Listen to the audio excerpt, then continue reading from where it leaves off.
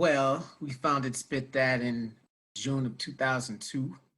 And since then, organically, a number of rituals have started. Fat Boy Sean is the most involved legend. We were on our second venue when Spit That was at Mocha Hut Cafe, now defunct, but it was on U Street between 13th and 14th Streets. This particular year, it was like in the late 2000s, must have been like 2008, something like that. I could look at the calendar, really see, but Thursday night was Valentine's Day. Valentine's Day can be a very contentious thing in open mic circles. People come through and do all their love poems, and the single people feel like crap. Or people get broken up with right before Valentine's Day and they come and do poems cursing out their ex, which also makes everybody feel like crap. We didn't want to censor anybody, but we wanted to vary up the vibe. So we started the open mic list early. It had 3 columns: love poem, fuck love poem, poem that got nothing to do with love. That way, when the night came, we could alternate energies. Because we started the list early and we're passing around the audience, we couldn't necessarily correlate names with faces. So somebody signed up as Fat Boy Sean. We had never had a Fat Boy Sean before and we didn't know who it was. So when the night came, we had to call every name because he might have been there. Give it up for Fat Boy Sean. Spit That audience goes crazy, shows love. Dude never shows up until the end of the night when Fat Boy Sean actually in the flesh showed up. And we say, oh, you're Fat Boy Sean. We've been, celebrating you all night. Every time we say your name, we applaud, but you weren't here. He explained that he was a rapper who was going to try spoken word for the first time, but since he had gotten applause without speaking a word, then his spoken word career could never get better. Therefore, he retired. We never saw him again, and we got to keep the name. So from then on, we say, give it up for Fat Boy Sean if somebody signed the list and they're not there when we call them. That's the story of Fat Boy Sean.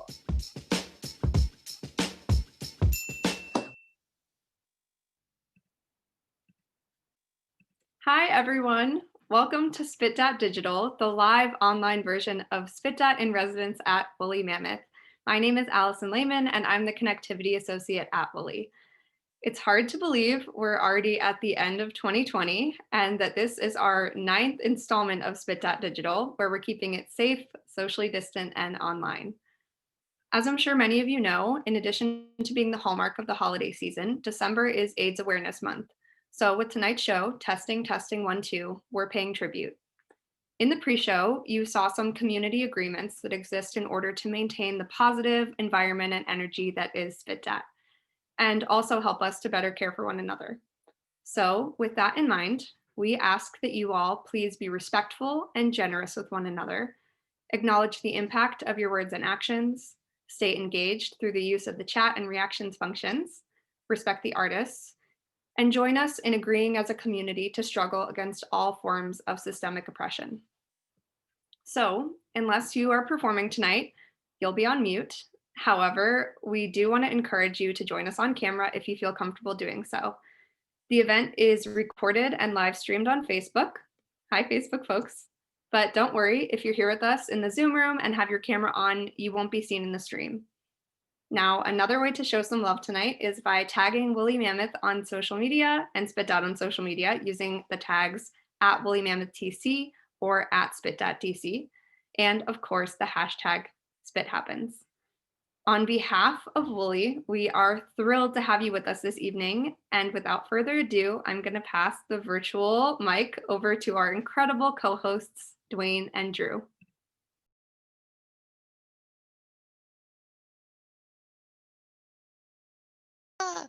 Lions and tigers and bears. Oh my. I know what HIV looks like. HIV looks like a child birthed through a bloody disease-ridden canal into a world that would make dying seem worth your while. It looks like a child born with an enlarged spleen, packaged with an inability to do things like join America's great army or be all that she can be, or simply live a life of normality. Because the cool kids think that HIV is ugly, and she looks just like it. Swollen lymph nodes and all because her mother made one false move, one high that came down too soon. Her mother was doomed to live a life full of death, and so was she. It was predicted that she would breathe her last breath before 5, but now here she stands 5'9", 15 years after her expected demise, flashing a smile that blinds eyes trying to see her pain. Her breath carries hints of disdain, but she mustn't remain silent, no matter how bad it stinks. She can't allow people to go on and think that HIV only looks like skinny bodies, pale skin, open sores, and baby thin hair. She can't help but start a movement that does more than wear red t-shirts on December 1st. No matter how much it hurts, she was cursed with this enigma, so she sets out to slay this fire-breathing stigma of HIV and pray that the world will no longer be bullies, but become fully aware that they are just jealous of the magic in Irving's HIV money and his HIV AMCs and his HIV grande lattes and whatever other HIV things he has. You see, HIV looks like a healthy man with sick paper who didn't ask for the haters. Looks like little girls in South Africa that didn't ask for the rapers. HIV looks like niggas with attitude watching Easy leave 10 days after going to the hospital for what he believed to be asthma. HIV looks like a boy receiving the wrong blood transfusion at 13 who would one day bring awareness to this thing once called the gay man's disease and lose his life at 18. Ryan White lived 5 years longer than expected because God wanted to show the world what HIV looks like. And it damn sure don't look like BET's lame excuse for promoting awareness through 30-second commercials and interludes to videos of men telling our young women to have a baby by them after they blamed it on the alcohol wasted. These young women become consumed in their mother's basement, trapped between walls of ignorance, laying in their innocence bare naked. And as HIV stares them in the eyes, they don't know that they too will soon know what HIV looks like. And it looks like cocktails that don't get served during happy hour, but get served in the form of a capsule or pill to kill this disease that seeks to devour our young and leave them orphanized in the concrete jungles of Washington, D.C., and add insult to injury by telling them that dandelions don't belong in the midst of roses, takes peace and teases them by holding it underneath their noses. But what HIV doesn't know is, I've known what it looks like for years. I've cried its abandoned tears, and I've lived with the fear of dying, been caught flying without wings, and I've been found lying in cold prayers on floor 3 of Children's National Medical Center, realizing that I don't own the luxury of only having colds in the winter, but opportunistic diseases left me asking Jesus when summer was really going to begin. When I was going to be able to ride my bike, arms stretched wide, caressing the wind with the same hands used by God to compose symphonies in the key of brokenness. I know what HIV looks like. Every morning, I stare it in the eyes, realizing that even though my biological mother's memory can't be found in my mind, I'm the only one of my siblings that carries her bloodline. I'm the only one of my siblings blessed with a life full of positivity. I know what HIV looks like, and I will continue to live my life exposing the ever-changing face of HIV so that the world will no longer be bullies, but become fully aware that if it only takes 32 people to die for a nation to become Hokies, then surely the death of over 25 million people should bring the world to become a sea of red ribbons. So HIV will no longer look like anything but extinct. Please don't misunderstand me. Knowing what HIV looks like comes with the price of my life nailed to a ruthless disease, but I'd rather die telling people what HIV looks like than to live with knowing I haven't said a word. Bless up to the work and to the poetry of Mary Bowman. Mary Bowman was and is a member of the Spit Dat family. But more than a member of our poetic family, she was a part of our global family, a part of the DC community, and somebody who not only used her art to speak truth, but to speak personal, like honest life. You dig? And these are the ways that we keep our family and our friends along for the ride with us as we continue on. Unfortunately, Mary transitioned. You know what? I can't say unfortunately, because she doesn't have to deal with pain. You dig? She didn't have to deal with 2020 the way that we had to. So Mary transitioned, but she's still with us. Mary transitioned last year, and this is part of the way that we celebrate by continuing to spread her work and her message of compassion for folks living with HIV, but also support programming, testing, all that good stuff. And throughout the evening, I'll be putting stuff in both the Facebook chat and the Zoom chat for resources that folks can use if they're interested in getting tested and knowing more about their status. That being said, welcome to Spit That. Thank y'all for being here. I am one of your hosts in this lovely foray, soiree, and poetry, hip hop, and all kinds of good things known as Spit That. My name is Dwayne B. But you also know the super dope founder of Spit That DC. Show some love for Drew Anderson. What it is, baby. You heard me? Droopy in the house. It's good to see y'all. One more again, our last time of 2020. I want to congratulate you all for making it through the depths, the fire and brimstone, the shit pit of la fuckerie that was 2020 in many ways. You made it, you dig, and we're here to celebrate it. And I'm excited about this full open mic list. I'm excited about the Blazing 2 features, 2 old good friends of mine. You know, we got Charity Joyce Blackwell in the house. Woo! Burnems in the building. And they are repping and rocking and blessing and inspiring, and we're gonna do the thing. So yeah, y'all already heard all the community agreements. If you saw the nifty video put together by our crack Willie staff, our super dope Spit That fam. All right. And peace to the Woolly Mammoth Theater for being partners in our growth, being core partners. And we're excited about the Spit That Academy and other things that we got popping coming into 2021. So yeah, it's real, it's live, it's life, and we about to get into the thing. So with that said, it's our first open micer, Dwayne. Yo, our first open micer is Rachel Newman. Rachel, are you ready to rock, superstar? Before we bring up Rachel, let's make sure that our audience knows how to show that, spit that love to anyone who uses this mic. All right. Now, y'all know performing, period, speaking publicly is the #1 phobia in the world.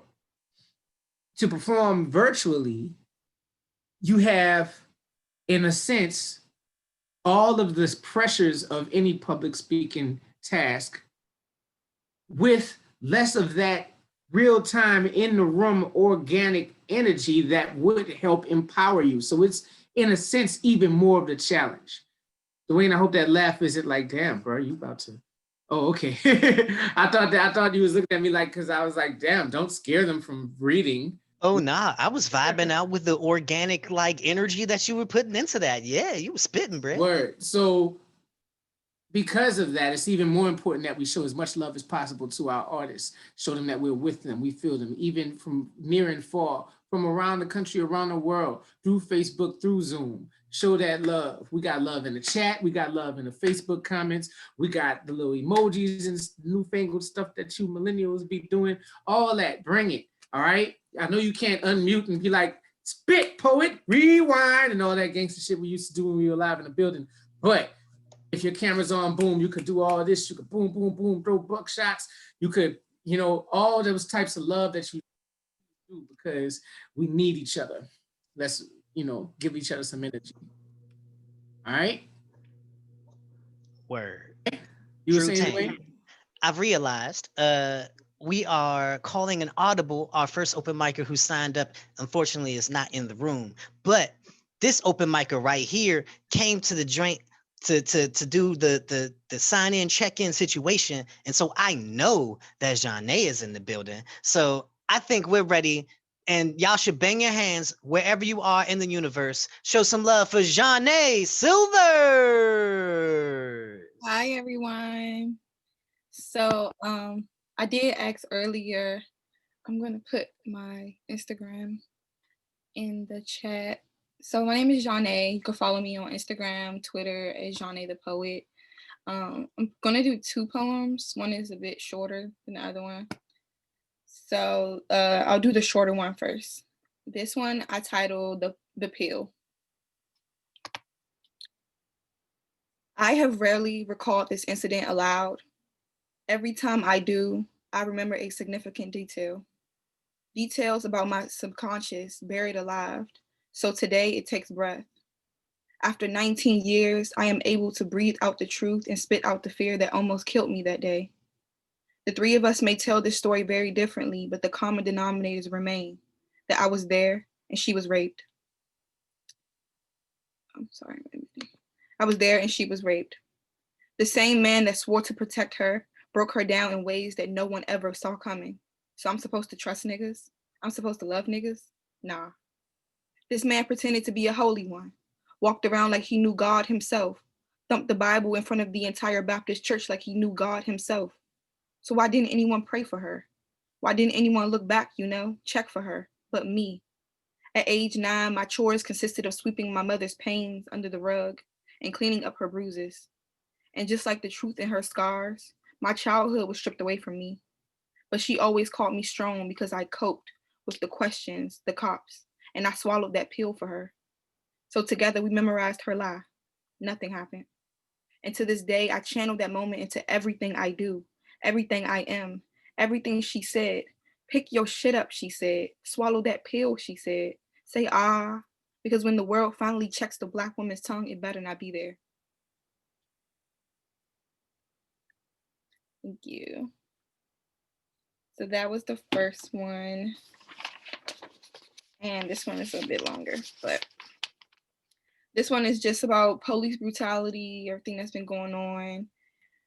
And I titled this one, A New World. I have been praying for a new world, a world light beams away from here, where things had to fall apart just for us all to come back together and create a space for Black bodies to be truly free, free from suffocating fear and belly-filling anxiety. Only because in this world we are born breathing and our value is more than skin deep. Here, we can be as loud and as proud as we want to be, because in this world, we are no longer best friends with sorrow. We moved on quicker than 2020 has gone by, because here, you don't have to cry or live your life mourning only just to die at the hands of a crooked system covered in lies. Here, you not only matter, but you are the gravitational pulls that straighten everything out. You are literally the meaning of life, so you don't have to question yours. No need to feel guilty either, because there is no shame in closing your eyes and imagining a new world where it is rare to hear thunderclaps of Black bodies hitting pavement or PTSD knocking so hard on your front door again until those sounds ring so loud that we are all forced to look within. A place where we love those parts of ourselves that we were taught to hate, and we hold them harder than the center block burdens that we have been carrying for far too long. We have been shouting our names for far too long, until those sounds ring so loud that we are truly heard amongst the masses.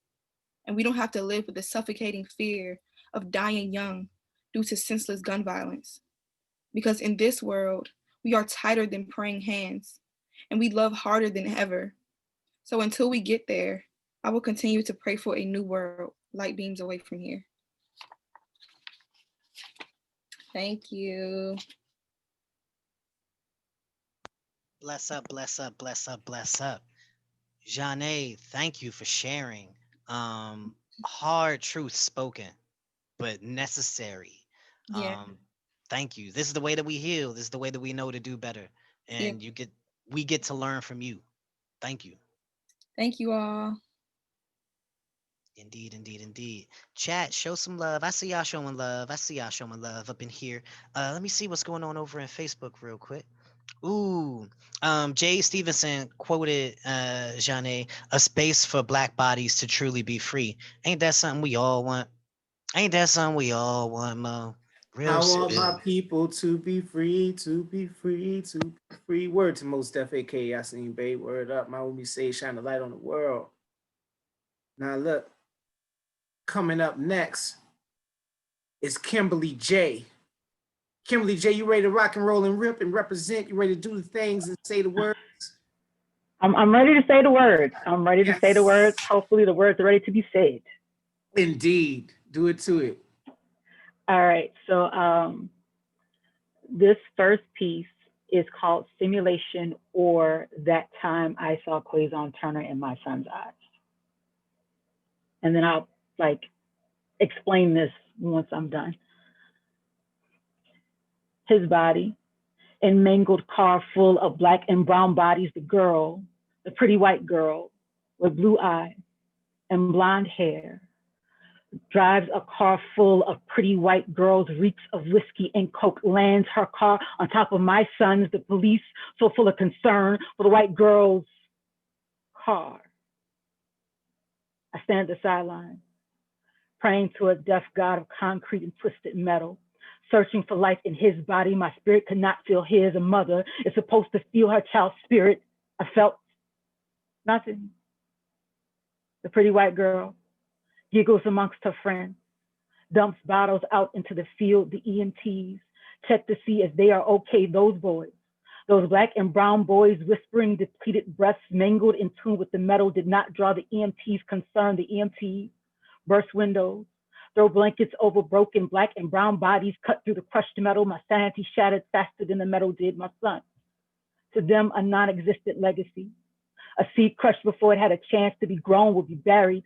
Suns are supposed to shine light, but I am enveloped in darkness. I hurt. The pretty white girl runs. Pretty white girls stumble and don't get far. The pretty white girls have lawyers to catch them before the police do. It must be nice to know that you can run from the police and not feel bullet ricochet through your bones, to know you can grow up to be a princess while my son is destined to be a hashtag. They are for pretty white girls. They are not for Black and brown boys. My son, blood-stained, still in the car, begins to melt, motionless. Even in a land of make-believe, the life of my son isn't as important as the comfort of this white girl. I envy a mother who is not traumatized every time her child walks out of a door. Motherhood is not supposed to be never-ending PTSD, even in a simulation. I'm on my son. Is there no place a Black mother will ever know peace? So,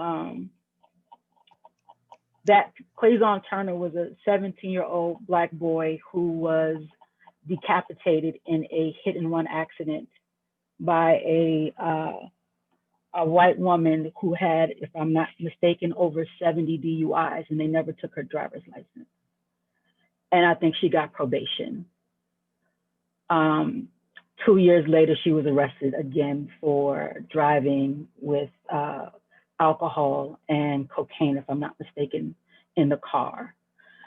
That piece kind of came out of my son, who's an actor, was cast to play a hit-and-run victim. And to do it, I had to portray his mother and identify his body on the scene, and they didn't tell me that. And it became all too real in that there's 4 kids in a car that is mangled and towed up, and no one seems to care. And that piece came out of that. Do I have time for another one or no? I don't want to go over time. Okay. And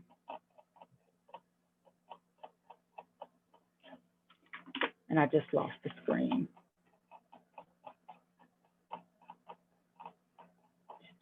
Come on, where did you go?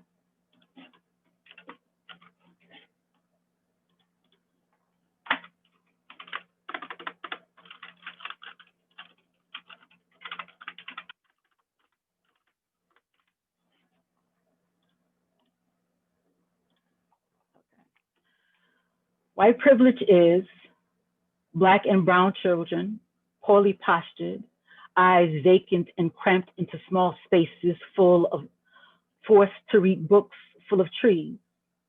Regal barbecue pits with crisp Black bodies dangling internalize their ancestors lynching.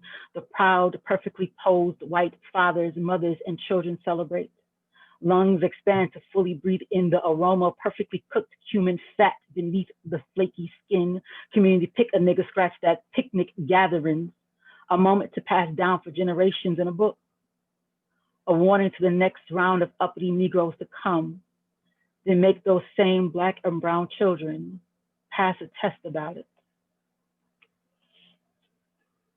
In peace.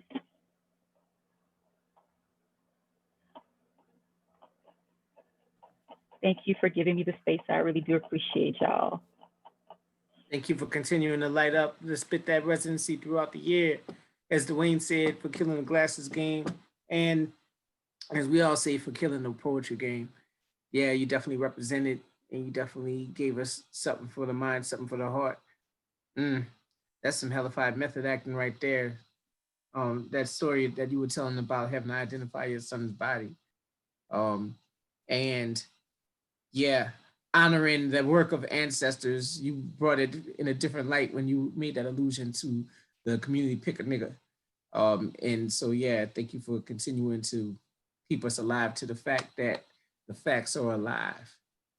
So, with that said, it's time to bring up our first feature, man. It's going down. I would ask if y'all ready, but it really don't matter because it's coming in. This young lady, I just watched her grow and glow and represent for show. She's a good friend. She is also someone who inspires people on a number of levels of all ages. I've worked with her over the years in her capacity as a leader in DC Scores, where she encourages young people to get involved in the wonders of community service, spoken word, and soccer. She teaches young people the beauty of slam, how to empower and express themselves through their words.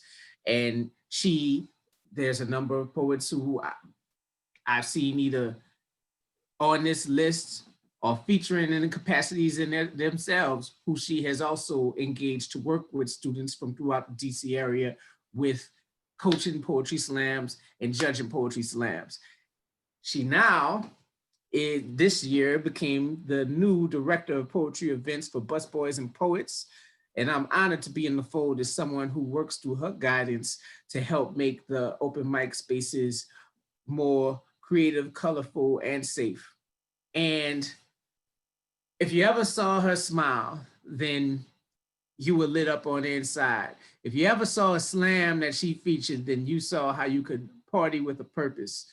And now we about to have our own party with a purpose in honor of our first feature for the last Spit That Residency open mic of the year. So please show all types of emoji love and word love and physical hand love and all that for our first feature, Charity Joyce Blackwell. Hey, pew, pew, pew, pew. What? Just like that, just like that, just like that. What's up, y'all? How's it going, Spit That? Y'all can hear me throw your hands in the air. Hey, get them up, get them up. What? Oh, snap. We out here, yo. Droopy, that was the most beautiful introduction, I must say, that I have ever been given in my entire life. My smile, gosh dog it, thank you, Droopy, for that beautiful intro. Yo, that was really dope. First of all, thank you so much, Willie Mammoth, and also Spit That for having me. When we were in here earlier just doing our little sound check, video check, I was telling the team, the crew, how I was supposed to do Spit That when we were in real person time last year, and things just didn't fall through. But I always knew that Spit That was a platform that was so well respected here in DC. And if you come here and if you're in any type of poetry space and you have not had someone come up to you and be like, "You been to Spit That? You been to Spit That? You been to Spit That?" Oh, you ain't been nowhere if you ain't been to Spit That. Have you featured at Spit That? You ain't nobody till you feature at Spit That. So I guess I have got my official stamp today because I'm featuring at the one and only Spit That, the longest running open mic. You know how like powerful that is, how beautiful that is, how y'all have been able to continue to go to cultivate such a powerful form of art for so long. So I just want to give Droopy and Dwayne a huge shout out just for continuing to own this space, honor this space. And yeah, like y'all are freaking killing it, yo. So I just am really honored to be a part of this. So I'm gonna stop jabbering and get to it and get what y'all got me here for, which is to do some poems or whatever. So thing I'm gonna try to get 4 poems. I know I got 15 minutes, but um, you know, my third poem, well, I'm gonna have to knock one of my poems, but I definitely want to do a poem that is tributed to Mary Bowman around the time when she transitioned. Um, actually we were doing our Pride open mic. Maybe it was a couple weeks ahead time or something like that. I can't remember. And I remember I was the host for that, as I've been for the last couple years. And when the news came, it was just like, I am not as close. I wasn't as close to Mary as many of the hosts were, but Mary was one of the few people that I originally was introduced to poetry by here in DC, especially being part of the queer community. Mary introduced me to so many different artists, took me under their wing. Was just a beautiful, beautiful, beautiful soul. And I'm just upset that I didn't get enough time to really spend more time with them as an individual. And just, but I always respected their work. And when I was asked to do a poem dedicated to them for the open mic, because we ended up still doing the Capitol Pride open mic, but actually dedicating it, like her family was there, making it a huge tribute to them. And so I just wanted to, in the spirit of tonight, in the spirit that I feel is amongst us right now, I wanted to open with this poem dedicated to Mary, and then go into my original set and see how much time we have. But I titled this poem, You've Earned Your Wings, and yeah, hope y'all enjoy it. Over here. Cool. You have earned your wings, and the poetry gods and goddesses are rejoicing, throwing golden pins at your feet, honoring, making way for the relentless fighter, the writer. Your physical form may no longer be, but we, your friends, your family, your loved ones, your fans, we will carry your message, your truth, your honor, your spirit beyond the pages, beyond the open mics, the memories, beyond the stages, because you have shown us that when the curtains close and we must take the ultimate final bow as the roses are tossed onto the stage and hit the floor, that when you have earned your wings, the crowd will yearn and grieve for more, praise you for your work, your blessing, and will demand an encore. You have proof that all we have is our legacy, our impact in our family, our community, our ability to successfully create a permanent mark. And my dear, you have left an everlasting imprint on all of our hearts. On this earth, this is your on this earth is your purpose, and you learned this from the start. Through your battles, deep or surface, you never crumbled, folded, or ever fell apart, and you have earned your wings. And to the poetry gods and the goddesses, you are rejoicing. They're throwing golden pins at your feet, honoring, making way for a relentless fighter, a writer, Mary Bowman. The world will forever be your stage. And yes, you've left us yearning, grieving, searching for more, but through this message, your truth, your legacy, your spirit that's reached beyond the stages and the pages, we will always be guaranteed for certain an encore. Thank y'all. You've earned your wings. Last time I read that was at that open mic. So yeah, it's going to open that up. Yeah, grief is a thing. Grief is a thing, and I think the whole poetry community really grieved when we lost a big one with that one. But I like the message of they're still here. They're still here. They're still here amongst us. So that's the thing that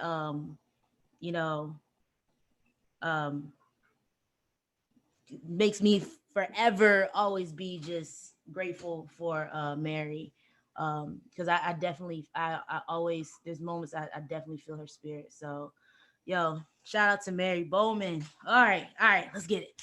So all right, couple more heavy ones, and then I'll end on something light. All right, so let's try that. All right, so this next poem kind of transition. This set is a little bit all over the place. But this next poem, I had the luxury to travel for the first time internationally. About 2 years ago, I went to Switzerland for the first time. All my jobs tab, shout out to DC Scores. It was outstanding. It was amazing. And you never really know how American you are until you travel overseas, right? You know, I remember when I was in Switzerland, they were taking forever to get our food order together. And I'm like, what is going on? Like, but that's just how they moved out there. They was like, time was just timeless. They were just on their own. They didn't worry about rushing. And I realized just how DC and American I was, because it's like, we're used to our food.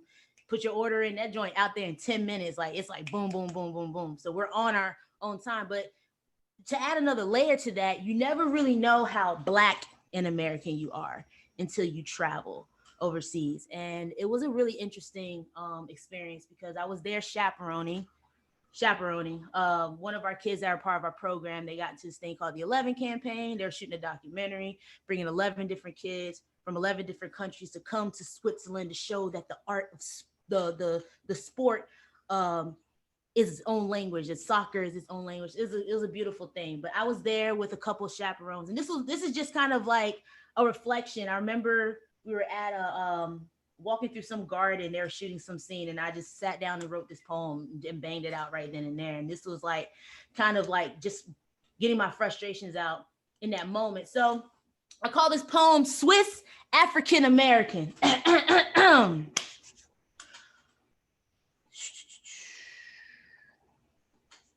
By the third day, I was on travel for work in Switzerland. I realized that I was not from the US anymore. Out of the 11 chaperones, the 4 of us, 2 from the US, 1 from London, the other from Trinidad, the only Blacks, and we gathered with spirits and smokes. The rest were asleep.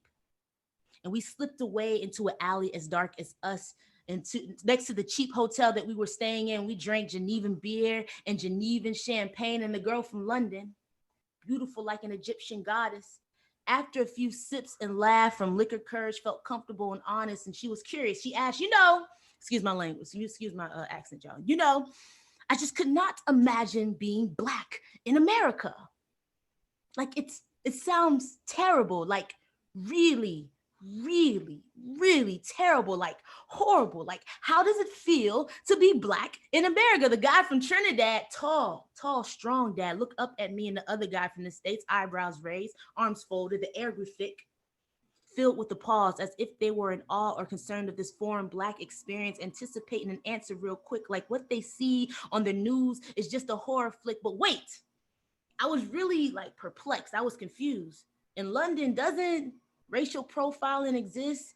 Isn't there a movement for Black people to resist? Is the worth of a Black person's life on this earth not seen or deemed as Black magic or a curse? Is Black Lives Matter not a statement that they must exist, the 2 of them? So calm, so not on edge, so not like us, like our kind of Black, like a Black person from the US. They did not glance over their shoulder in fear of a gun in a holster. Did Trinidadians not speak gun shells? Did they not interpret systematic oppression? Did they not suffer from PTSD, depression? Are they not glued to the news like an uncontrollable obsession, like wondering what fucked up laws or tweets will my president make about me today? Or what police officer that killed an unarmed Black citizen would just get a slap on the wrist and walk away? I wonder how they felt on their flight to Switzerland. Were they as nervous as us? Passports gripped in the clutch. I told the other guy from the States, hey, pull up your pants and make sure your shirt is tucked. We don't want to come off too Black, too hype, too lax, too rash. You asked, how does it feel to be a Black person in America? Think literally and habitually, a nation stripping the soul of your character. Think red, white, and blue, red blood of our ancestors drenched in its soul. White guilt, white privilege, white flight, gentrified white villages, white lies, the forced pilgrimage of Black bodies across blue seas, reaching the blue skies, feeling blue. Hoping for an answer to prayers, blue lights, blue police uniforms, unified and utilized to terrorize Black. Shoot us, then wipe the gun clean, place it next to our corpse, then claim it as suicide. Trust me, believe me, what you see as the crooks, what you see on your TV is literally as bad as it looks. Innocent folks dying and murderers get left off the hook. So I use these poems as scriptures, testaments, since our history gets erased, flipped, retwisted, and rewritten in books. So to answer your question, sis, how does it feel to be Black in America right now? Oh, girl, it sucks. Thank y'all. Swiss African American, Swiss cheese African American. So yeah, it was really interesting when I wrote that poem, traveling, because you think all Black experiences are the same. and you think, oh, well, this person is Black and they're from here. They must be experiencing the same thing. And it really made me understand that the U.S. Black experience is very specific, very, very specific experience. And so that was just eye-opening to me. Just how the people, Black people that I ran into, the very few that I ran into Switzerland, how they moved. It was just like, yeah. So that's kind of like where that poem's at right there. All right, so let me try to wrap this up. Squeeze in. I'll get one more poem in and possibly another one, just depending on how this goes. So this last poem, possibly last poem, dedicated to my mother. I lost both my parents within the last 5 years. I lost my dad 5 years ago, and I lost my mother. No, I lost my mother 5 years ago, sorry. And I lost my dad 2 years ago. And so I definitely have a deep relationship with grief. And yeah, especially with 2020, with everything that's happening, everyone's lost something this year, whether job, family, sanity, whatever it is, everyone has lost something this year. And so I have so much empathy, and it can relate so much when it comes to grief and comes to loss. So I'm learning that when it comes to my parents, though, even though they're no longer here, and kind of like what I was saying in my tribute to Mary Bowman, is that we learn a lot through people's legacies. We continue to hold true to a lot what people leave behind. And I feel like my parents left their legacies. And my mother specifically, she was a Cancer, super loving, super giving, super caring. My father was a Scorpio, super not loving, super not giving, super not caring, complete opposites. But these two different beings were able to balance each other out, and their memories really keep me whole. And my mother, she used to tell me a lot that I should give. She used to tell me that I should give and never question, and never expect a dime in return. She said that giving is something that cannot be measured. It's a treasure, something like a gift, because the gift of giving is an ancient tradition, a tradition as an extension from our ancestors' centuries and centuries of feeling helplessness while still graciously displaying selflessness. She said, baby, this world will eat you alive and tear away at your soul. So diligently and intentionally give the most when you feel whole. Trust me, I know she would tell me how our ancestors gave us resilience when they escaped to the north, how Rosa gave us hope when she refused to move, how James Brown gave us pride when he said, say it loud, I'm Black and I'm proud, and the vibrant joy he gave us, the way he shuffled and jived over racism. You'll tell me about Malcolm and Martin, how they gave us strength and patience, calm yet anxious, how Langston paved the pathway to us exploring our biggest, richest, most ambitious dreams. You would tell me how the Obama's nomination gave us validation that yes, we can, and yes, we did. You and Pops did not see eye to eye on everything. I remember what you said to him that day when he asked you, as you rolled the windows down, arms extended like the branches of a giving tree, green leaves falling to the hands of the homeless man. He asked you, sweetheart, why do you give them money? You know what they're going to end up doing with it. You know what it's going to go toward, right? You know, we really don't owe them anything. You would sigh and reply, my love, who are we to judge? You understood that what it means to give is the epitome of what it means to live is to serve, is to pay it forward in honor of ones before. She said that giving is something that cannot be measured. It's a treasure, something like a gift, because the gift of giving is an ancient tradition, a tradition as an extension from our ancestors. So I give like my life depends on it, as if my ancestors gave me the keys to the chains to unlock the block freedom that flows through my veins, as if Rosa gave me a seat at the front of the bus in the Jim Crow Ku Klux got Montgomery heat, as if James Brown gave me his feet, choreographed my every move to continue to prove that even resilience can be wooded with a two-step Motown groove, as if Langston helped me snooze, manifested my dreams, gave me the beams of light, that darkness that burst at the seams, as if my mother named me Charity, which means love, or the act of giving to those in need, as if it's apparent that my parents gave me the foundation to serve, to observe the absurd and give back to those who deserve more love than what the world's giving them, because life's throwing them to the curse. So I bless them with these hands, this knowledge, or these words. So I give like my future depends on it, even if giving takes its toll, because you said, baby, This world will eat you alive and tear away at your soul so diligently and intentionally. Give the most when you feel whole, because receiving something in return should never be your goal. Trust me, I know. Thank you, thank you, thank you. All right, y'all. That is my time. That's my time. I need to get better at like stop rapping so much in between my poems, but like, yo, I appreciate y'all for real, for real, for real. Like, yeah. I got a couple cool things coming up in my life. The way you can support me right now, I don't have no merch, none of that. This is just straight up poetry bars y'all getting today. But yes, thank you, Woolly Mammoth. Y'all see that? That's how you can help me out. Just follow me. Keep up with what I got going on. Keep up with, I got some projects I'm working on next year. Can't really talk about, but the best way you can support Charity Blackwell, just follow my journey, y'all. Appreciate it. Yo. You know, Yo. first of all, Go ahead, Drew. First of all, I want to thank you, Charity, just for being so charitable of your spirit, of your energy, of your artistry, and of your story. And see how you say you need to learn how to not rap so much in between your pieces. The rapping that you did gave us more insight into who you are and your perspective and your story. So everything you said and everything you did was what needed to happen. And anybody who could take over the reins of Busboys and Poets in such a tumultuous year where we went from physical venues to freaking virtual venues and ended up cultivating a whole new audience, and you still managed to lead this diverse and versatile group of hosts who have their own things going on in their own lives and all that stuff. And for you to transition when you did, the way you did, and hold on to the house and keep us well guided, I feel like it's a house worth continuing to live in and to work and build in.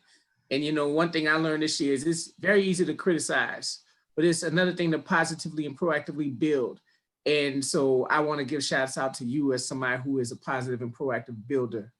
So word, thank you. Wow, that means a lot coming from you. You know, Droopy, I look up to you, man. Like seriously, like you, Dwayne, what y'all been doing in this community. I'm literally a vessel that's kind of stemming from y'all, for real. Like y'all have set a lot of a foundation for people like me to come in and just be a part of, but also cultivate and build together with y'all. Y'all are just y'all like the kings of like this space. I appreciate y'all, seriously, for real. Charity, we are honored to share that space with you. Like, know that. And both of us sit under you at the Busboys joint. So recognize and hold on to that throne. You dig? We're both proud of you and honored to work with you and under you in that space. Y'all all the best, love. y'all. Thanks for having me, yo. Seriously. Indeed. Right. Anytime. Yo. Well, I'm ready to see the other features, so I'm gonna get on my silence time. Thank y'all, for real. Appreciate y'all. Bless up. Just a check-in with some of the info that's coming over from Facebook. Jay Stevenson said, I just found a lot of kinship in her poem. Poetry opens up the vulnerability we sometimes forget about as we go day to day. And I think that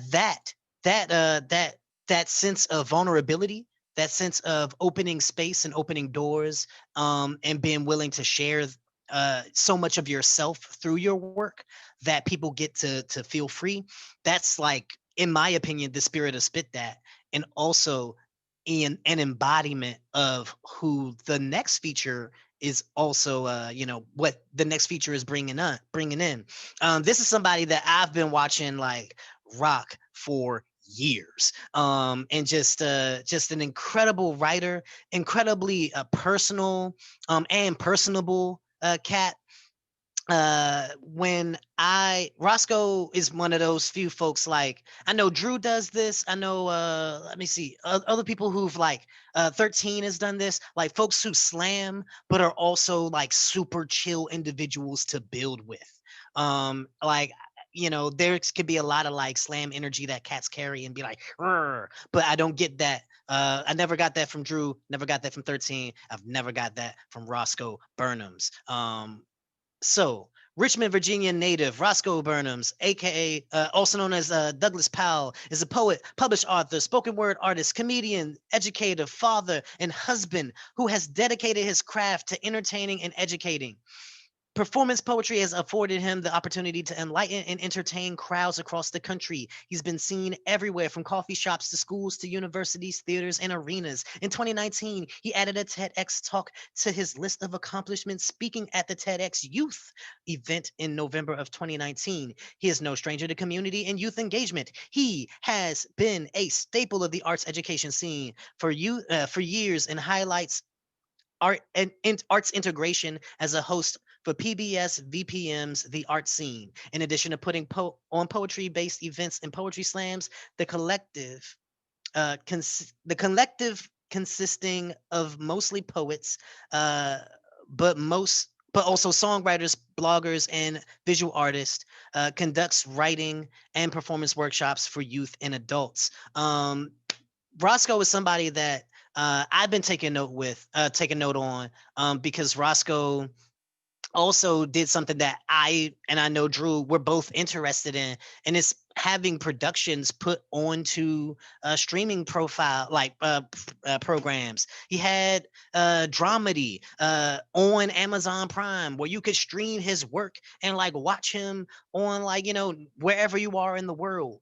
That's something that's major right there. So I need y'all to bang your hands together wherever you are in this world, in the Facebook, in the Zoom room, wherever you are. Show some love right now for our main man, Roscoe Burnems.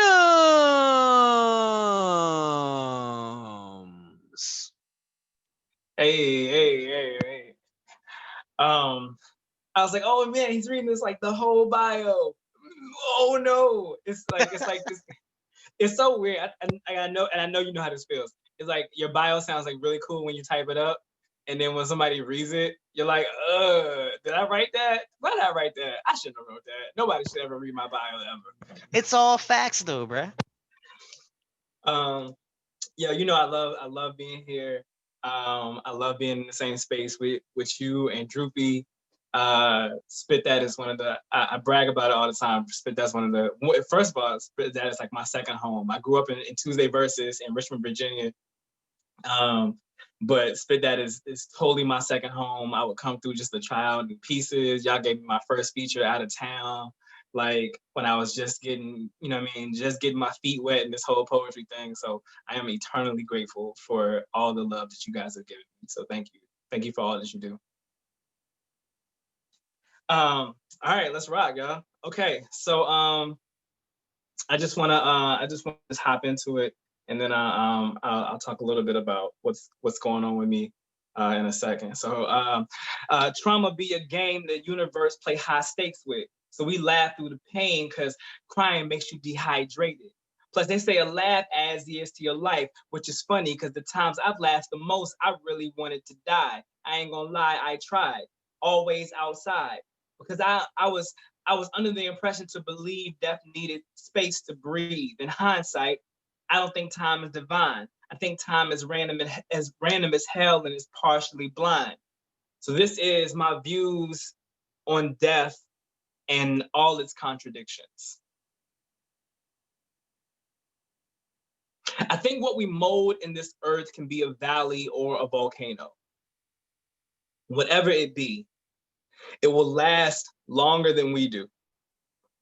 Because life isn't for the person living it. I think the afterlife is a privilege.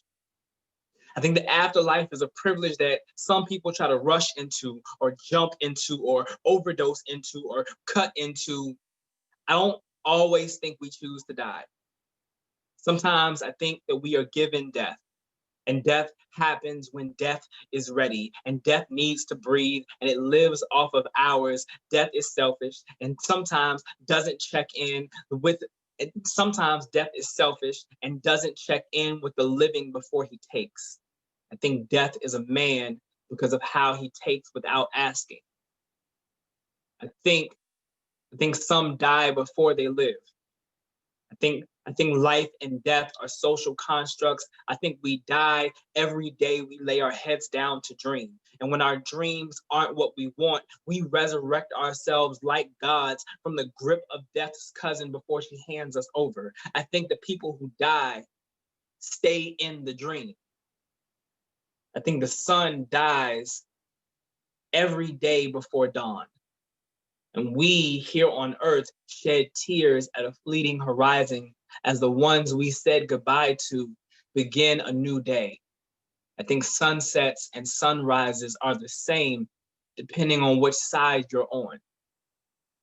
Flowers grow on volcanoes and in valleys. So be both. Destroy all that should be and make whatever else beautiful. A flower bed of love and light and life until death picks you a bouquet for the morning. So that is that poem. I think often about death, and when I'm reminded that Mary Bowman passed in 2019, which doesn't seem so long ago, but 2020 has been the longest decade ever. How are the 2020s still around? Like, I feel like we've been in 2020 for 10 plus years already. So it seems like Mary's passing was such a long time ago. And I think that's what happens when somebody is so kind of ingrained in your life. You know, we would see Mary at all the events, and me and Mary would chop it up and joke around like online, and we'd call each other. You know, we would chop it up about relationships and all of our fuck ups. You know what I mean? So like we were like really like super close. And to lose somebody what feels like so abruptly is it's still boggling to me. Just the idea of just losing somebody is boggling to me, even though I've experienced so much death. I want to read a quick piece of a poem that does not belong to me. It is a poem that belongs to Marie Elaine. Shouts out to Mary Bowman. She was a brilliant author, and a dope just a dope overall artist. If you ever heard Love Boats, if you ever heard Love Boats, you gotta. It's really a good project. I'm not saying that because that's my homie. But sorry, y'all. I apologize. I'm not saying that because my homie. If you get a chance to listen to Love Boats, you know somebody who has it, and I'm sure anybody in the Spit Dat community probably has a copy. It really is a thorough project. Like it really is like it's a project that'll really put you in your feels. It's Love Based on a True Story, which I always thought was a great title. I was like, oh man, that's really smart. Love Boats, Love Based on a True Story. And she like pulled from like personal experiences, and it's like this journey, and it comes in waves, and it's maybe I'm overthinking it, but I thought it was really good. So this I want to just read. I'm not gonna read the whole thing, but I am gonna read an excerpt of a poem called, I think it might be backwards in the screen, called Freedom of Mind. Freedom of Mind. I want to read an excerpt of this because I just want to like have kind of Mary here with me and read some of her work, since we aren't able to hear her. At any rate, here we go. Give me liberty or give me death. I am King Kong beating my chest, and I dare you to contest the freedom of my mind. See, I've done my time. Over 15 years of my life have lived in solitary confinement, trapped inside a cage. Depression tried to drive me insane, but the prayers I prayed weren't in vain. I believe the day God reached into the miry clay, he said, hey, let this one get to know pain. Put her name in the book of IE, so when another child reads, her story will bring me glory and send strength to the weak. Let it be known that she has flagged every mountain peak that stood before her, and she knows how to survive Hades without water. This daughter of mine has been through life time and time again. And no, every battle she did not win, but she fought until the end with my tender mercies on her side. That's just how the conversation went on in my mind. And if that's not how it went in real life, that's fine. It's cool. But yes, it is true that I have swam in pools of my tears. But my only fear was that it was too shallow for me to drown in. I'm sure my government wouldn't mind using me for counting, but I refuse to be another number used as a percentage of their sadistic statistics because my God said I am more than that. That is a piece of freedom of mind from Mary Elaine. All right, so we're gonna keep rocking, and but just shouts out to Mary Bowman and all that she has been to the community for like spreading like awareness about HIV and AIDS and getting tested and being safe, and for all that she's given to the artistic community, and for being like a really good friend to me. Like she was just like a really good friend. So all that she still is, yes. Yeah, she's always been like a really dope friend, somebody who I could just kind of confide in and kick it with and chill and talk to, and I really, really appreciate that. So I'm doing these poems. So the poems that I'm gonna do are poems that I know that she liked. So that's just how that goes. I don't really have a theme to this set other than I hope Mary is watching me do this and enjoying herself. My mother had a heart full of batteries. An act of mourning, it leaves her drained, leaves her out of breath. She stays plugged into the bed through most of the afternoon and recharging most days. It takes all evening. She uses these moments to read scripture and talk to Jesus. My mother owes her life to her faith, would often ask me to take her to church on Sundays, and she remembers all the times she's died. When resurrection has been a defibrillator laying hands on her, she thanks God for all the transformations, but never the doctors.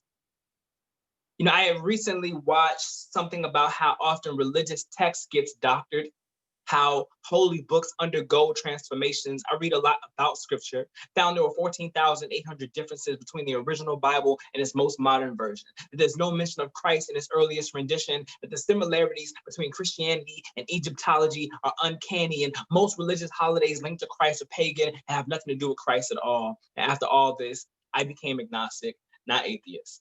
I didn't choose to believe in nothing. Not that there's anything wrong with that. I just chose to stop looking through the pigeonhole that is religion. Felt a huge word like God is too big to put in a chapter book. And I use terms like the universe now. And I don't pray as much as I meditate. And I figured if Jesus, Muhammad, and Moses didn't need a Bible, Quran, or Torah, then maybe I should follow suit. Now, at some point, I thought I had to educate my mother on everything that I had learned, right? Truth about King James, the religious fear-mongering, the origin of Satan. And since then, my mother has stopped asking me to take her to Sunday service. Go figure. Says that she's praying for me, never really specifies what she's hoping is going to happen. She thinks I'm an atheist. She has never heard the word agnostic. And I was starting to think there were 14,800 differences between my mother and me. When the surgeon said that there was no mention of her return, I responded like muscle memory, "O ye of little faith." Realize the similarities of her and the similarities between her and I are uncanny. That the little bit of gospel I have inside as pagan has nothing to do with Christ at all. It was after watching cardiac arrest leave her chest split like a Red Sea, after cancer had been a nail in our family's palm, and every man in her life be one Judas after another. These things made me doubt the Lord, but overcoming them made her believe in God more. Now, maybe she's blind, or maybe I'm blind, or maybe faith is about being blind and trusting everything that you feel. She calls it God. I call it the universe. She found it in a book, but I found it in her. Look, I've learned too much about the Bible to always believe in it. She's gone through too much in life not to. My mother passes down the same Bible she swears kept her alive, and I'm gonna read that shit all the way through one day when they add a chapter about my mother. I am agnostic, not atheist. There are times I've seen too much to believe in God, and I've watched my mother be God too much not to believe in something. So there's that. I talk about my work. I think that your relationship with something is important. I actually know that Mary felt the same way. I was actually not long before today, and some of which, because I knew the feature was coming up, was looking at Lotus and watching how often the relationship between her and God came up. And I think that's beautiful. I'm kind of all over the place when it comes to spirituality. I mean, some days I'm like, nah, I don't believe in none of this stuff. And then some days I'm like, I need to go to church more. And then some days I'm like, I need more like rocks and beads around my neck. Like I need to like rub some stones. Like that's just like where I am with my spirituality. Like I teeter a lot.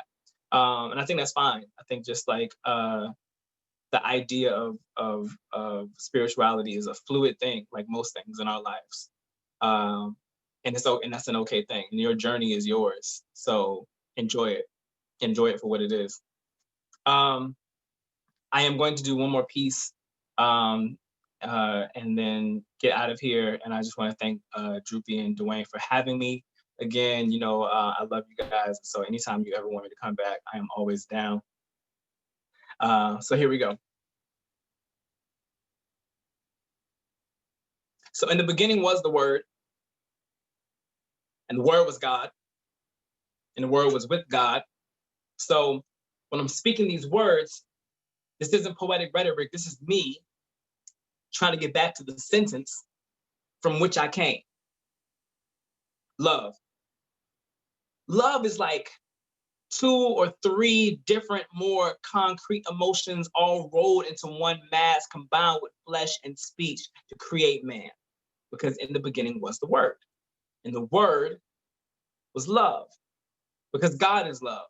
So I love you the way God does, like forever, like no end, because God, love, is innocent, and is infinite, and is infinite. And we were made in this image of infinite love. So in a search to find myself, not only had I never left, but I have been looking in the eye of I and I the entire time, just waiting on me to speak the words so that God in me could be revealed. See, this is self-love.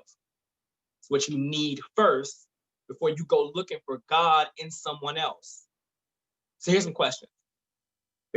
Like if God sees all, how can love be blind? Or if I'm looking for a true love, does that mean I'm looking for a true God if in fact God is love? Or if God is love and this is true, how come we look up to find God when we fall into love? I mean, when do we learn to separate the two? Or if we make love, have we formed God inside the room? Is this the never before explained immaculate conception of God, an intercourse of universes colliding, planet first, emitting bursts of energy so far beyond known to flesh and bone that we put it on a throne? I have only known love to be that powerful. So it changed everything, even changed the way I pray. Like, dear love, I God you. Guide me as only you could. So many people run from you and mistreat the vessels in which you were contained because they are told to fear God, which makes them fear love. So they go through life never being able to understand God, never being able to feel love. Even church told me to fear God, and I asked why, how do I love you and fear you at the same time? Didn't make sense. So I had to be born again. I was dying to find you. So many have died to find you, and often we are too far gone. We are so far gone that we can't see where God is anymore. And this is why we look for love in all the wrong places. So in hopes that everyone finds their one true God, in love's name, I pray. Amen.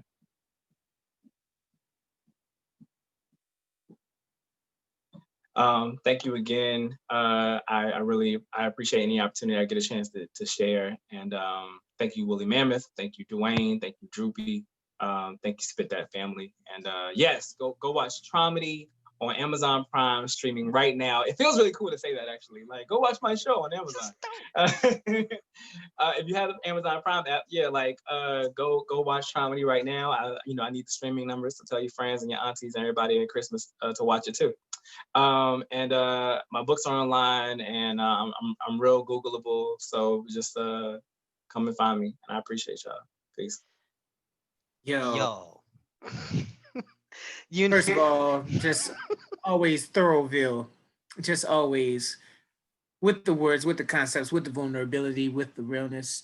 I just watched you grow over the years, and I remember when you hosted Say Word Wednesdays, and I used to love just catching a Greyhound bus to Richmond just to see you and Megan. Just I walk in and y'all just made me feel as welcome as anybody could possibly feel.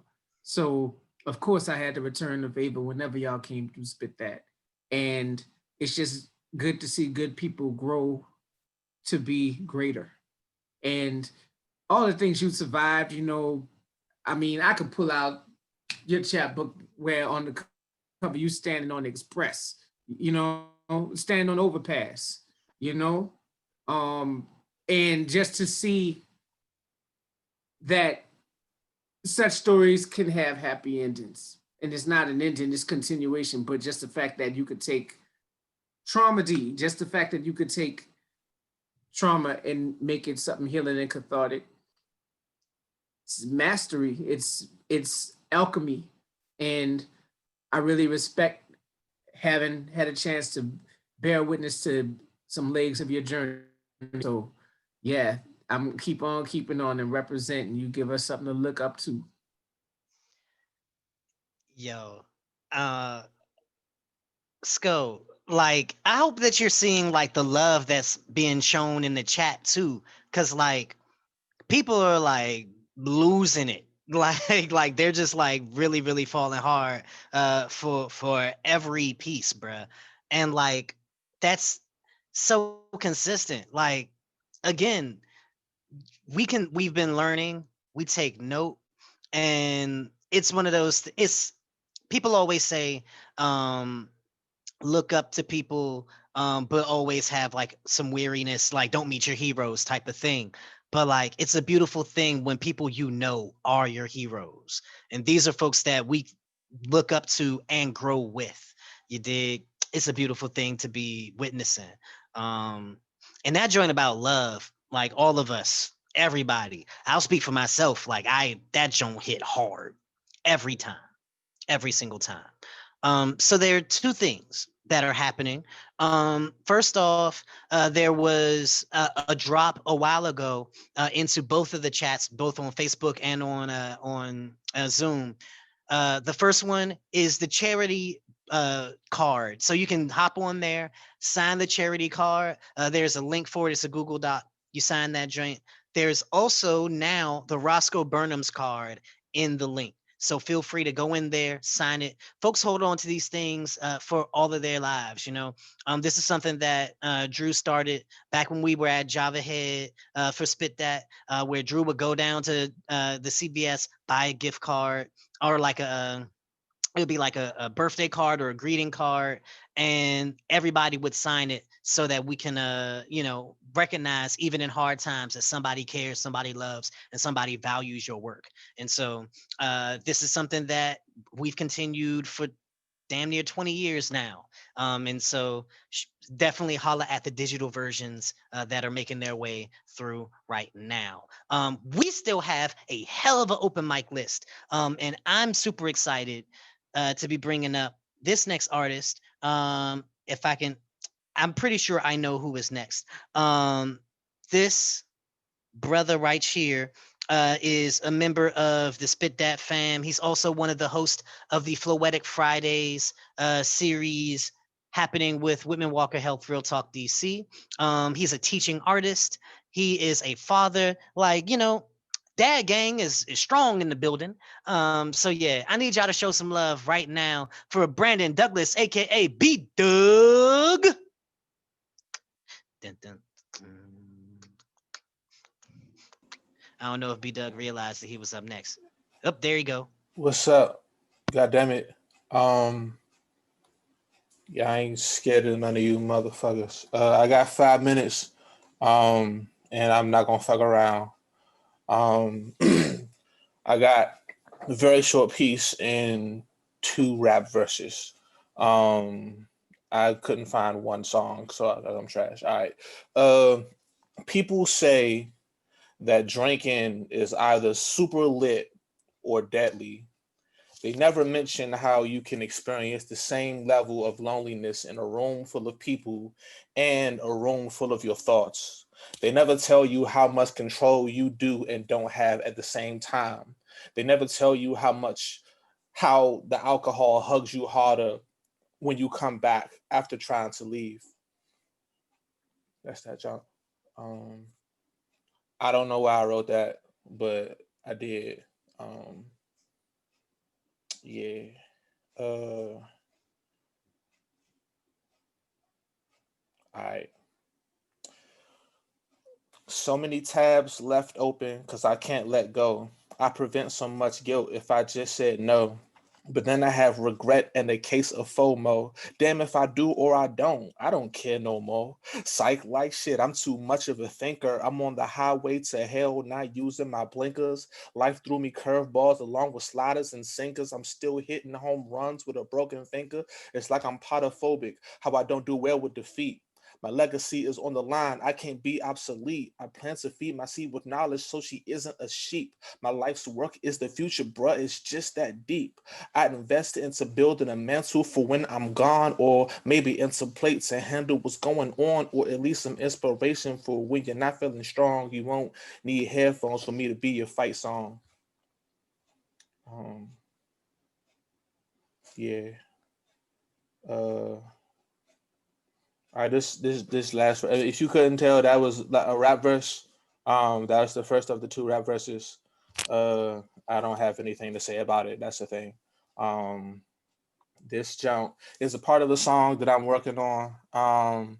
It's crazy because he just came to DC. I'm talking about Brody, aka Russell Westbrook. Is somebody that I feel like his the energy that he has on and off the basketball court is something that I would like to emulate and shit. I was gonna do it with the beat and stuff, but I'm not. You just gonna have to hear it when I put it out. Pause. All right. Uh I'm going hard every time when I'm wielding the mic. I'm putting pedal to the metal like I'm building a bike. Crafted this from nothing. It's a wonderful sight to see my village rise around me. Now we all taking flight like Jordan from the free throw, Aaron Gordon over people, LeBron with the tomahawk. We are not equal. My life is a movie. I want a fortune for the sequel. I'm grinding for my daughter. It's important. I support her. I'ma get it out the mixture, made of dirt and some water. They knocked down the quarters, but we still heading for the border into uncharted territory, a new world order where everybody thrives and nobody's tortured. We ain't gotta be rich to be ballin'. I grip the world and do as I please like it's a Spalding. I'm hot shit, so stay out the way. I tend to scald, giving everything I've got every day. Yeah, it's called being Brody, and it's the hook. I'm busting everybody ass out in trouble when I get it. Yeah, I'm Brody. Look, I do it all, triple doubles on these niggas. Yeah, I'm Brody. I take it to the rack with that hammer like I'm worthy. Yeah, I'm Brody. It's nothing like the number that was on the back of his jersey, but like now it's number 4. Yeah. But you know, I'm I'm incredibly awkward, and this is my time. Thank you. Love the shit out of you, Brandon. Y'all show some love for B Doug, our future mayor, Mo. Looking forward to the day that we're swearing you into office. It's gonna be fantastic. Yo, coming up next on the open mic is an artist who has been giving love throughout the night to all the other artists. So I know that we have spit that know how to reciprocate such. Please give it up for the one called Yvette Lane. Listen, my whole mind is just blown. I am full. Most love to everybody who has gone before. So I used to write a whole bunch and I stopped. And so a friend of mine just really inspired me lately. And so I'm doing something called the Winter Series. And so, so this first one is about when I first started back. So this is at the beginning of the month. This is new, right? And so it's called Winter Series. It is number 2. Not the flavor of the month. He's been her choice for years, maybe 5. He'd help her get a grip. Now she lay in bed, mahogany fingers wrapped around his shaft. They adjusted, erected by her hand. She guided it, fingertips almost at its point, life coming from its tip, releasing words like from her lips, she remains silent. Yet so much is being said. For her, this is therapy. She takes time to remove what has been released prematurely so that her thoughts could clearly be read. She considered what was in her hand. He's fine. Wondered why she was told to RSVP. Pentel already knows her agenda. He helped her put it on paper. So that was 2, and then 10 is self-explanatory. All right.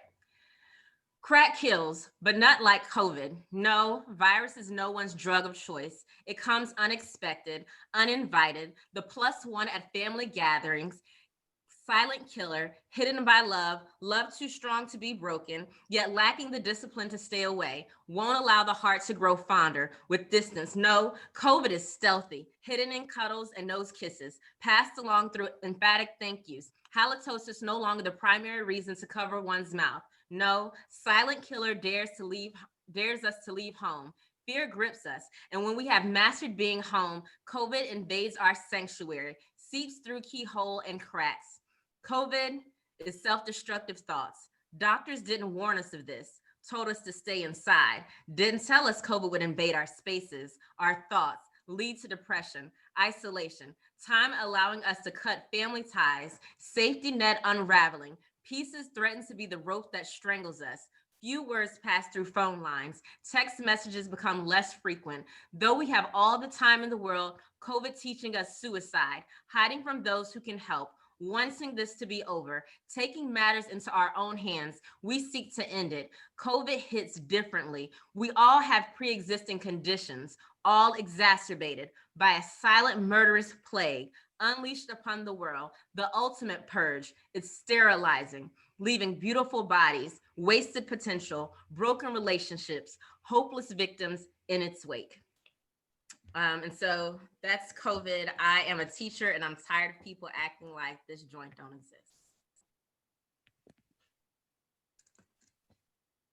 Real spill. Yo, teach by teach. I'm a teacher too. And so yeah, the virtual thing is different. It is not how we were taught to engage young people, and dealing with cameras off, and the innovativeness with which jokers try to find ways to not engage. Listen. It's very engaging, actually, how engaged they are in not engaging. I saw a joker, they figured out to change as they're coming into the Zoom link, they changed their name to connecting audio ... You've seen that one? Oh, okay. Like, the creativity that jokers use to not work or is something else. But at the same time, it's just sad what's going down. And I look forward to us coming out on the other side. D-Town. Yo, gonna do a quick check because we have 2 artists left on the list, but I don't believe one of them is in the chat. So if Adriana is here, I need you to just send me a message and let us know, and then we can bring you up after our next artist. But right now, we are bringing up a member of OG Spit That Fam, holding it down. Please show some love for Big Homie.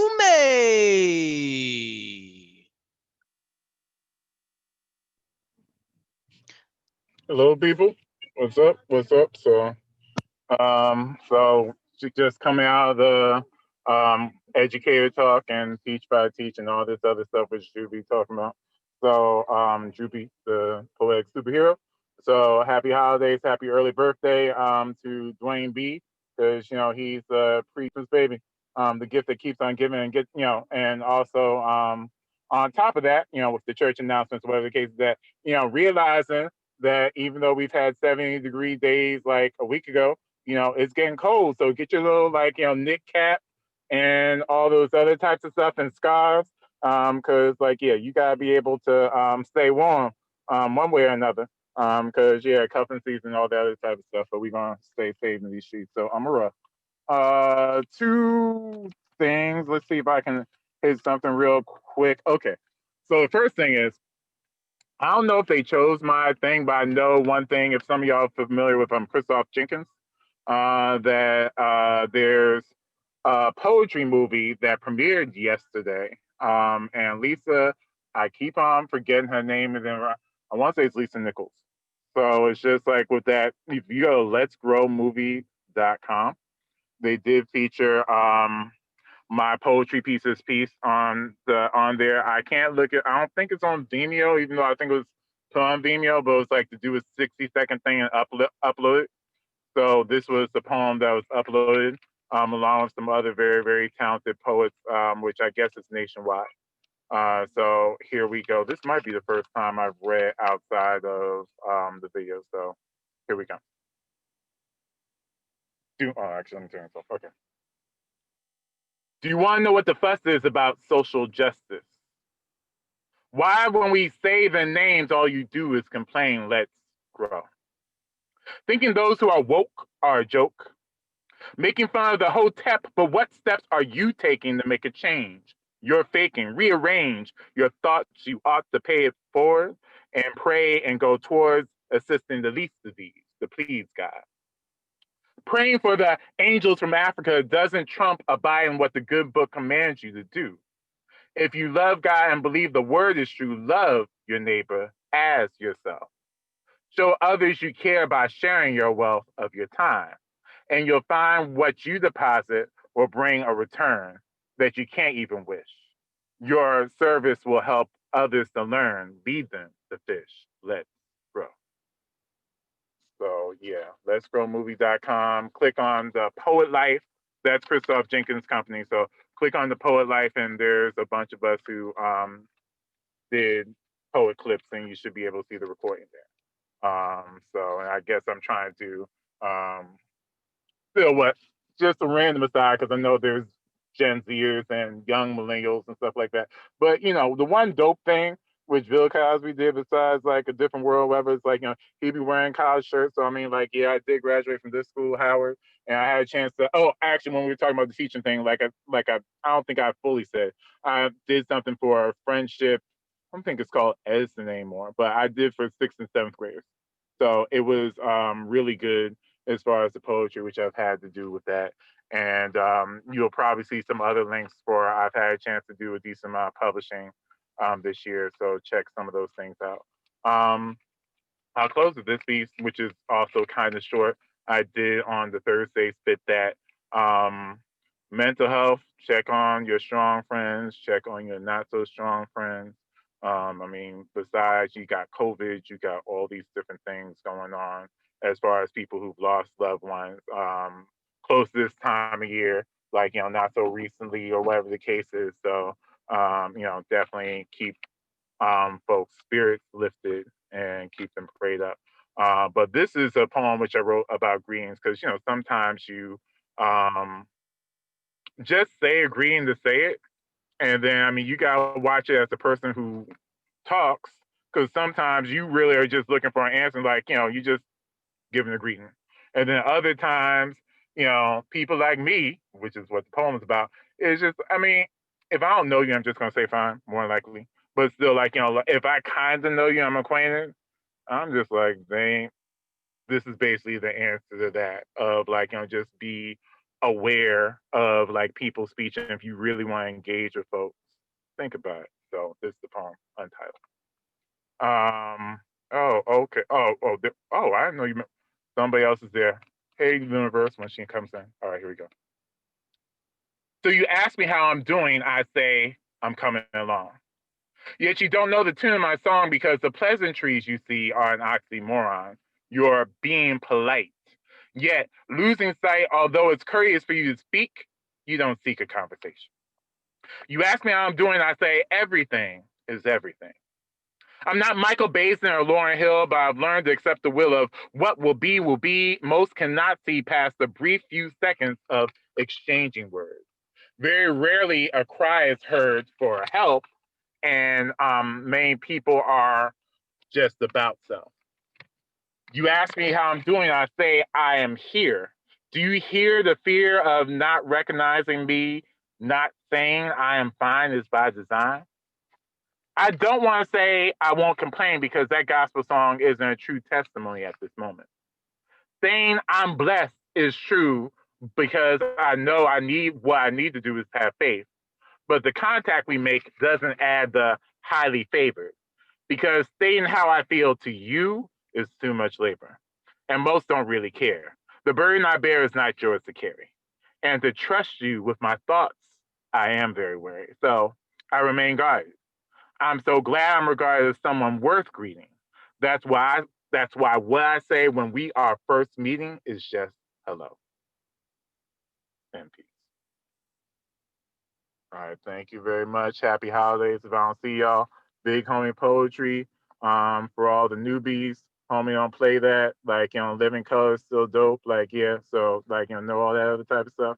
And yeah, 2021, onward, upward, stronger. It's been awesome growing with all you, all the local fam, helping me to be who I am. So, blessings. All right, we putting out. First of all, thank you, big homie, for blessing us once again and for staying spit that family. We got one last. Oh, okay, they've been taken off the list. Okay, that's it. So that's the list. So with that said, I'm about to close out. I'm about to give y'all a brand new piece, new shit, fresh out the ass, son. Just hit the water, and I do mean new shit because this was written last Monday for another Woolly Mammoth event. I was honored to be invited to perform in a special Woolly Mammoth fundraiser called Stupid Fucking 2020, where we were invited to do material cursing out the year that was.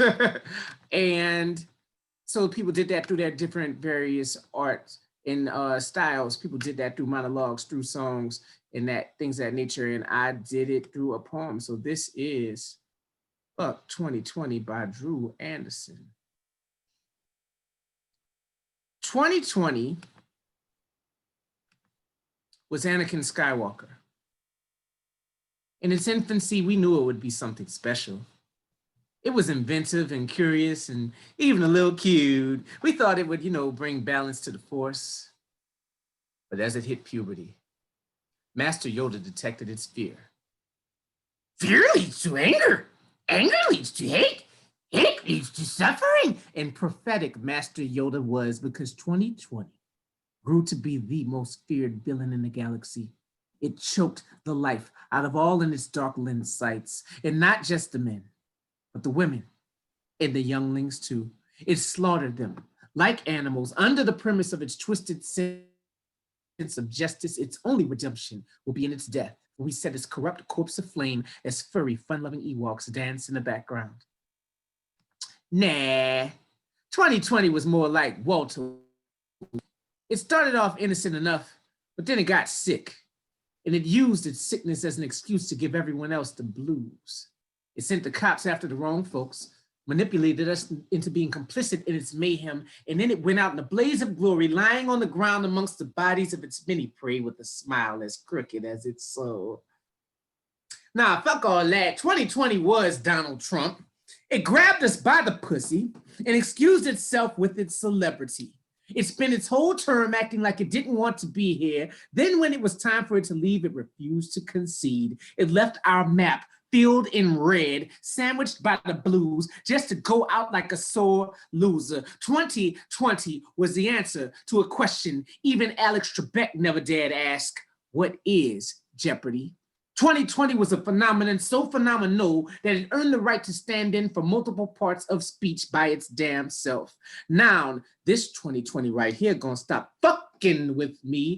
2020 as verb. You better get from around here for our 2020 your ass. 2020 as adjective. That was a real 2020 ass thing for you to do. And definitely interjection. 20 fucking 20. So come, 2021, come. Be the return of our Jedi Knight in shining karma, rising up against thine tyrannical father, that the galaxy might be a better, safer place. Come 2021, come. Be Walter White's last good deed in spite of himself. The El Camino which spirits us Jesse Pinkman away to at least one successful Netflix sequel as we break from the bad and squeal in incredulous ecstasy at escaping the awful order of our unjust incarceration. Come 2021, Kamala. Inaugurate us into the highest of climes. Be our reward for biding our time for when 2020 began. Our celebratory and silly New Year's hashtag was 2020 vision. Hey, if only we knew. But now that we have survived 2020 and all of its fits and starts of tomfuckery, now that we have divorced this soulless, wanton parasite disguised as a calendar year, this festering anal boil in the appearance of an annum, on December 31st, may we riotously rail Old Lang Syne the whole dang time, having survived a serial killer so selfish that the only reason it didn't kill us all was because it needed some of us to keep itself alive. And as the kazoos and firecrackers sound the death knell of our long-suffering arch nemesis, may we tweet our triumphant tookuses off with a new hashtag, not 2020 vision, hey, but rather 2020 hindsight, as we give this year a sight of our hind parts and caterwaul to the rafters. Fuck 2020. Thank you very much. So I want to let you know, first of all, as we celebrate the death of something, the death of 2020, we want to celebrate the birth of someone near and dear to our hearts, our very own Spit That family and dear friend, Luniverse. If you're still out there, my love, happy birthday to you. Happy birthday. Yeah, that part. If you follow the Blairisms on Instagram, Blair Dot and Haley, good friend of mine, we grew up together in New Orleans. He has his own show where he interviews a whole bunch of people. He just interviewed Vanessa Williams. He's interviewed Big Frida, Tank of the Bangers, and he's interviewing me on Wednesday night, 9 p.m. Eastern time. If you follow Blairisms on Instagram, 9 p.m. Eastern time, that's going down Wednesday. Thursday night, as every Thursday night, except for certain special occasions, I am hosting the Spit That Speakeasy on Instagram under Spit Dat DC, SPITDAT DC, Thursday night, 9 p.m. Eastern time. It's going down. That's that. Dwayne, you got any announcements? Yes, I do. In fact, I was trying to type one in. So our dear Luniverse, who is a regular with Spit That long term Spit That family, she is actually launching a very dope brand of crochet goods, geared around healing and therapy. Like it's like psychotherapeutic, like things with like texture and aromatherapy and like stones and stuff. Like it's really dope, and it's all handmade goods by the term The Feels, and I'm trying to type that into the chat right now. So definitely support Luna's joint. The birthday launch happens tomorrow, so definitely follow The Feels on Instagram and on Facebook. I'm gonna type that in there. And yeah, just keep my family in prayers. I'm gonna leave it at that, y'all.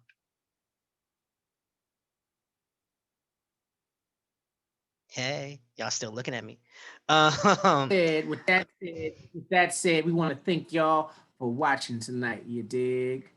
Thank y'all for joining us and rocking with us here at Spit That Residency. We want to thank Woolly Mammoth for continuing to be our partner in helping us grow through the Spit That Residency. We look for further growth as our core partner as we move into the new year with the Spit That Academy. We want to send love to our features, Charity Blackwell and Roscoe Burnems, who showed us all about that creativity that Spit That be doing, and represented everything that we knew they would when we booked them to feature for our last open mic of the year. Testing, 1, 2. This is a year that has certainly tested all of us 1 too many times, but baby, we made it. And every day that you grew up, every day that you wake up is a day that everything that tried to destroy you has failed. So we shall celebrate its failure and our success at the same damn time. Our next Spit That residency, if I'm not mistaken, is the first Monday of the year. New beginnings, you under dig. Who the features are? I don't know. Who we say, Drew? They'll find out. That's why they gotta come back. All right, there you go. Stick around, check it out. Follow us, see what's what, so you know what's cracking. Oh, Charity, you are the blessing. It's all in your name. Word. So Li- with that said, Lions and tigers and bears. oh my, Lions and tigers and yeah. go fly.